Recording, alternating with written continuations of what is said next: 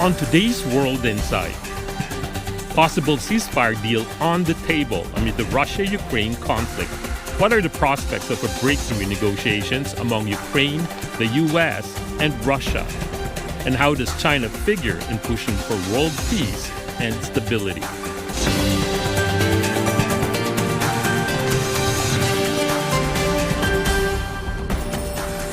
Hello and welcome to World Insight, coming to you live from Beijing. I'm Tian Wei. Ukraine welcomed a U.S. proposal for an immediate interim 30-day ceasefire on Tuesday, following talks with U.S. delegation in Jeddah, Saudi Arabia. For his part, Kremlin spokesperson Dmitry Peskov said on Wednesday it's important not to get ahead of the question on responding to a 30-day ceasefire proposal. He told reporters that Moscow was awaiting detailed information about it from the U.S., saying Russia must have details before it can take a position. We also do not rule out a high-level telephone conversation. If there is such a need, it will be done very quickly. The existing channels for dialogue with the Americans allow this to be done in a fairly short time. Chinese Foreign Ministry spokesperson Ning said, quote, "We hope that parties concerned will find a sustainable and lasting solution for peace that accommodate each other's concerns through dialogue and negotiation," unquote. So, how would Russia likely take the ceasefire proposal? What does the U.S. ceasefire proposal really mean for Ukraine, Russia, Europe, and beyond? And the U.S. President Donald Trump? Let's loop in our panelists.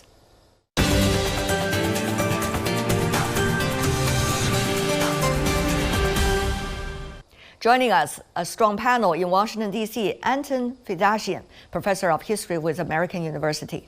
In Paris, Joaf Toker, professor at the American Graduate School in Paris. Also in Beijing, we have Rong Ying, senior research fellow of China Institute of International Studies. Gentlemen, welcome to the program. The latest developments certainly have drawn so much eyeball of the international community. The question is, how pragmatic is that ceasefire 30-day? Professor Fedashian, your take, briefly.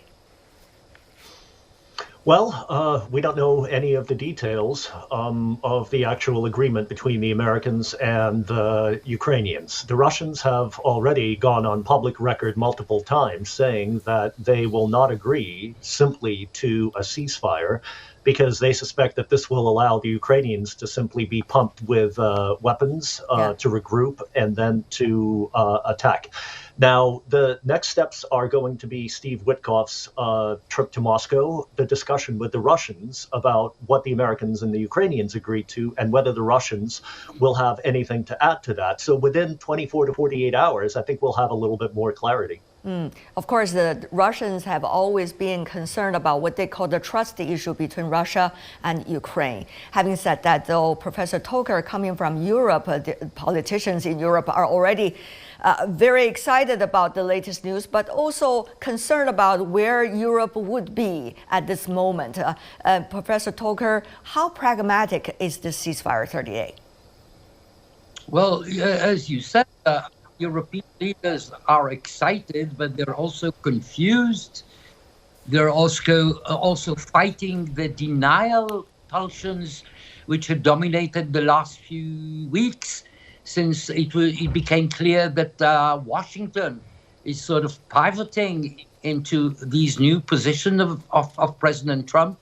So Europeans are right now surrounded in a thick layer of confusion. And the question is, yes, I mean, there are declarations and intentions to do something major, hyper major in terms of European defense capabilities and overall vision of the alliance system.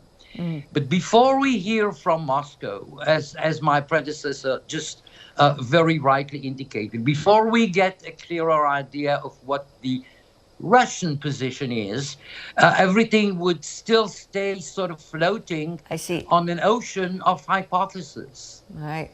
Mr. Rong, we heard already earlier from the Chinese Foreign Ministry spokesperson, actually quite neutral at this moment, expressing China's view once again to hope for peace and also through dialogue. Mr. Rong, though, how pragmatic from China's perspective as a scholar do you see this 30-day ceasefire? Yeah, definitely. I think China is taking a very positive positions on the question of any effort, any proposals like that we are seeing on the question of Ukraine. And I think the foreign spokesperson made very clear from day one, China has been advocating, has been pushing for deals, for proposals like that. And as a question of pragmatism, I mean, how pragmatic or possible of this proposal, definitely I think we need to wait for the answer, for the response, for another sort of party that directed to this conflict, which is Russia. And I think my understanding is Russia has been, again, from day one, dealing with this conflict, not purely from the tactical sort of way vis-a-vis with Ukraine. Rather, Russia, I think, is looking for or on a bigger picture. I think that's why I think while we are saying that the ball is now in the court of Russia, we have to take into account these positions. And I don't see... You mean Russia is not just looking at the territorial issue, but also at the role of NATO and its own security, as Russians argued? Exactly. I think so. But I don't see the reason why Russia would say no. Rather, would say, I would like to see more details, and then it would come back with a specific sort of concrete responses. Right. As we are speaking, what is happening on the battleground are also very interesting. How relevant are those new interactions and new development vis-a-vis the latest proposal and all sides' different attitudes toward this proposal? Professor Pidashian. Well, on the battlefield, the situation looks increasingly grim for the Ukrainians. Within the past 72 hours, the Russian army has been pushing them out of the Kursk region, the only part of Russia proper that the Ukrainian army managed to occupy about last August. And that territory has been shrinking over the past year. And now it looks like by the end of this week, we'll be at the end of the Kursk experiment. And meanwhile, in the east and the south, the Russians are remorselessly gaining ground and destroying the Ukrainian army. So on the battlefield, things look very bleak for Ukraine, which is why the Russians, I don't expect, will be in any position to simply give up their gains or agree to a ceasefire that will benefit the Ukrainians exclusively. I don't know of any examples in human history where a winner of a conflict simply agreed to a ceasefire with nothing concrete attached to it. As we speak, also we know the European capitals, as many as 30 of them, are eager to have a talk in Paris later about building security support for Ukraine. Now, Professor Toker, how relevant is that with the latest development of the so-called ceasefire plan? It could become relevant in the... directly speaking, in terms of the Russian-Ukrainian arrangements, if everything goes well, means that the ceasefire has a chance to become a concrete one, a real one.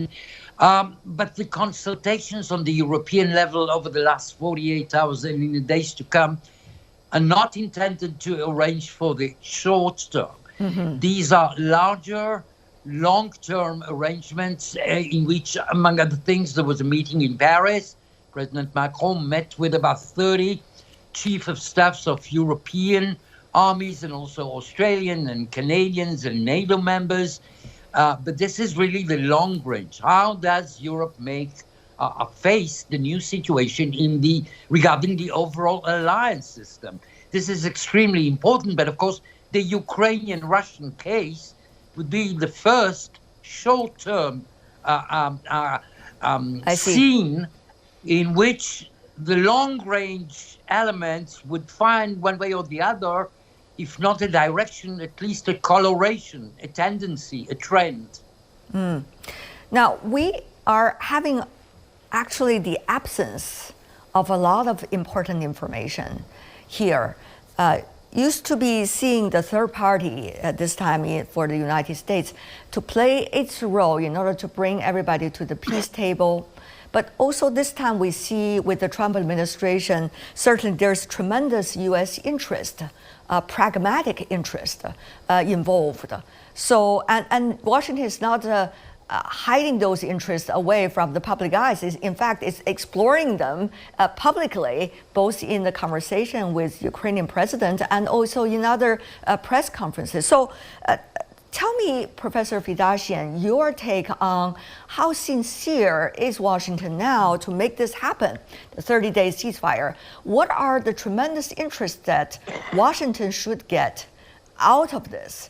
Earlier, we heard about the so-called intelligence exchange with Ukraine have restarted, and also military support for Ukraine will renew. But we do not know any details about this, about the level, about the degrees, about the kind of support, and about the returns that it seeks as a result.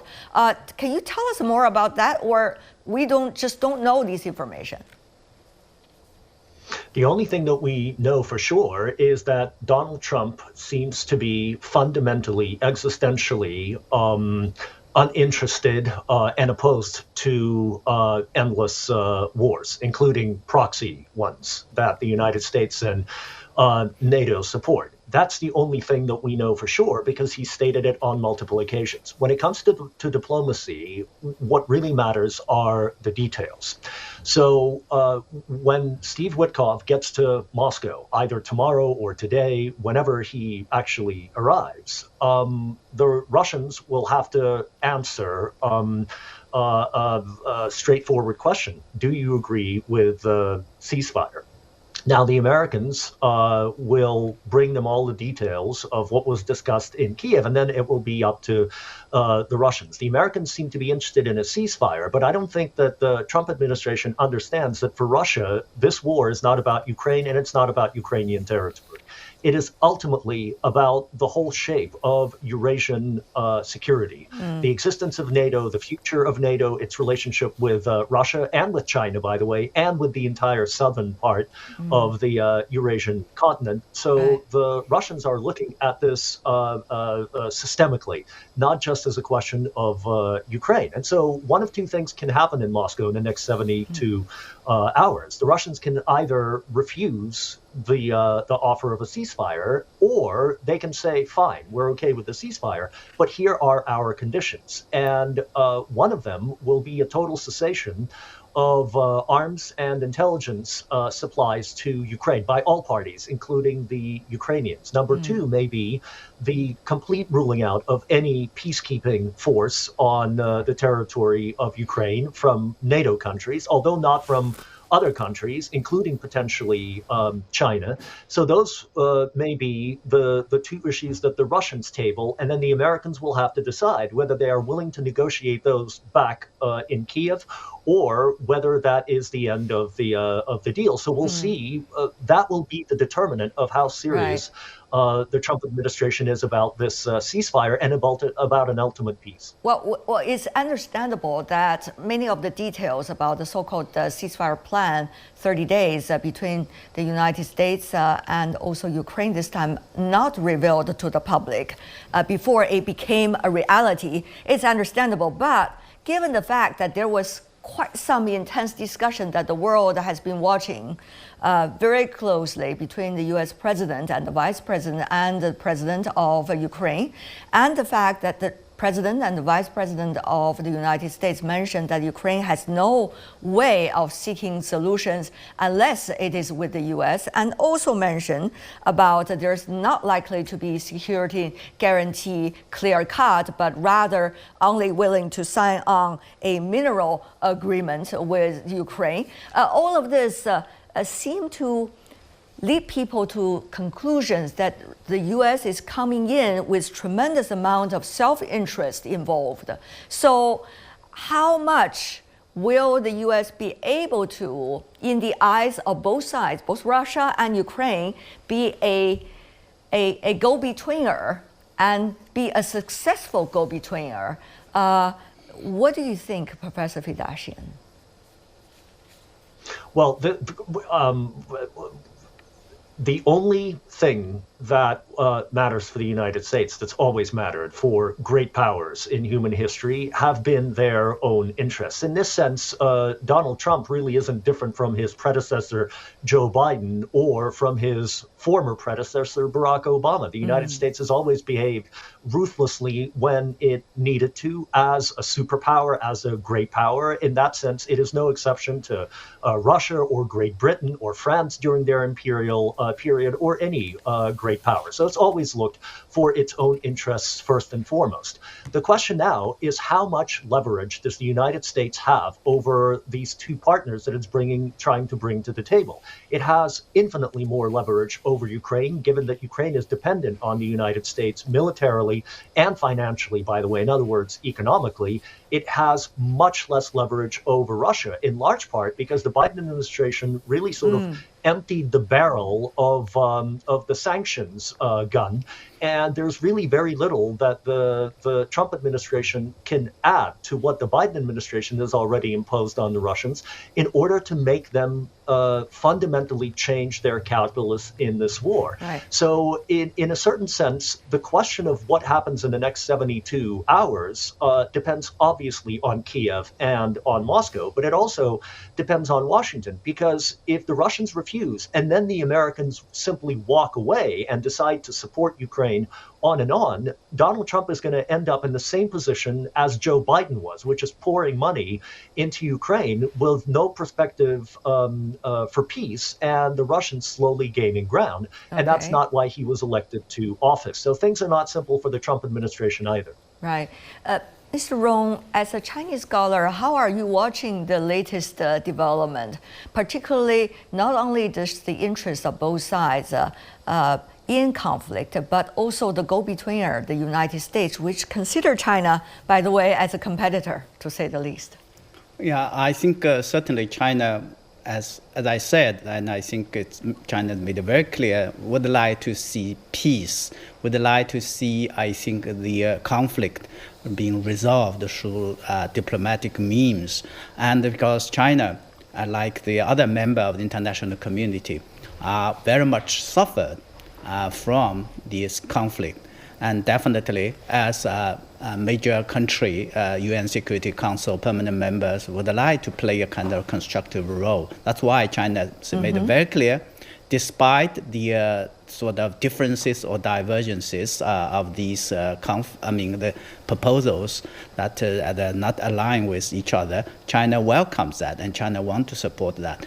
And secondly, I see that China understands, at least as far as I can see, the positions or the concerns from the parties concerned, direct concern, particularly Russia's concerns. Yeah. And as a scholar, I can see that Russia, the concerns is not a military, rather. It's early mentioned already. Yeah. So this is, if these concerns are not being sort of addressed in the ongoing or forthcoming talks, and I would see that could complicate the process. That's why there are concerns that Russia may not like to respond in a sort of positive way for the ceasefire. Rather, I think they would like to see a peace deal that can help address its concerns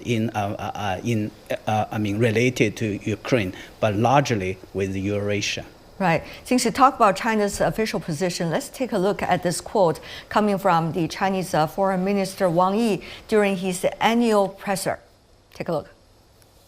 我们看到各方立场虽然不尽一致。 Although the relevant parties have not had their positions fully aligned, they all hope to have a fair and durable peace deal that is binding and accepted by all the parties concerned. China is ready to work with the international community in light of the wills of the parties to the conflict to continue to play its constructive role in resolving the crisis and realizing lasting peace.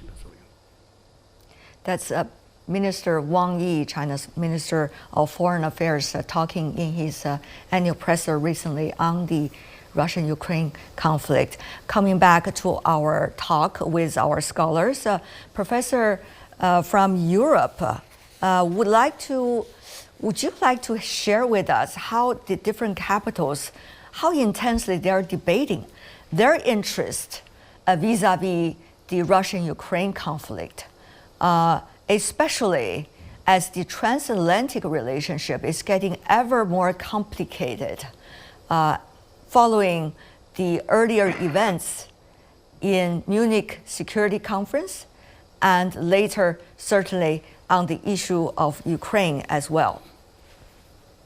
Well, they are debating and making exceptional efforts, all of them, all European countries, with practically no exceptions, the small ones, the medium-sized ones, and the more powerful ones. Starting with France, which is the only EU member which has a nuclear capacity, through Germany, which is the largest economy in Europe, but not very much so in terms of military power. Then I should add Spain and Italy and Poland, which has done significant efforts in terms of its defense budget just recently. Sorry. And I should add Great Britain, which is not anymore a member of the EU, but which is associated with this practically unprecedented cycles of negotiations which have just started. I repeat what I said earlier regarding the confusion and the sort of efforts to get away from the denial pulsions of European, which had dominated their way of looking at things for such a long time. And of course, the way President Trump does diplomacy, namely in a chaotic, brutal, unconventional, surprising way. We cannot analyze and we cannot follow up on our analysis the way we would have done, say, in a classical conflict or with a classical leader. Now, is this an advantage in service of American interests, or would that be, after all, not so much of an advantage? We still don't know. It's very interesting, Professor Toker, if I could follow up. On the one hand, the Europeans seem to have reached to certain conclusion that the U.S. today is not going to be, as used to be, a trustworthy ally, given the events happened just a few weeks ago. Meanwhile, the Europeans also rely on Washington to be a go-betweener between Ukraine and Russia in order to reach any ceasefire or peace deal. But at the same time, the Europeans are trying to bring the interests out of the frozen assets of Russia's to support Ukraine. And yet, it is not knowing whether or not it's going to have the military capability to support Ukraine. So these are very complicated realities I'm sure the Europeans are facing every day. So generally speaking, if the US is believed to be more aligned with Russia in any way, will the European capitals sign on or support a peace deal, even though Ukraine already would?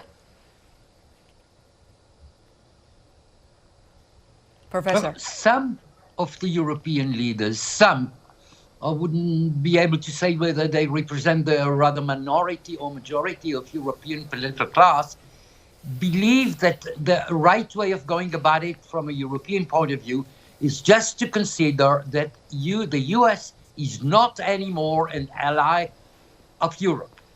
And even if that's not correct and does not correspond to the real situation yet, this should be the more constructive way of Europeans to look at the issue.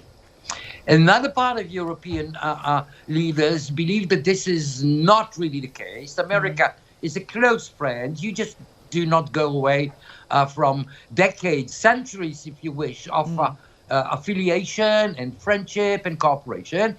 And even if America had indeed committed and still committing right now a very important historic shift in its priorities or preferences, it is still next door to the Europeans, so things should be in a way dosed in a more moderate way. But these are hypotheses, these are assumptions, we don't have indications which can make the majority, so to speak, or the minority, so to speak, are more sure about their analysis. Yeah. Professor Fedashian, do you see Washington is in any way involved in thinking about the interests of the European continent when trying to be a go-between between Ukraine and Russia this time? No, this is one of the clearest answers I can give. The answer is no, because the Trump administration, whose view of the world is essentially informed by a very cynical, grim realism, sees the Europeans essentially as coat hangers, as a bunch of countries that have made themselves completely dependent on the United States for their defense over the past 80 years. I haven't heard Trump use the term vassals, but Zbigniew Brzezinski certainly did in his famous 1997 book, The Grand Chessboard.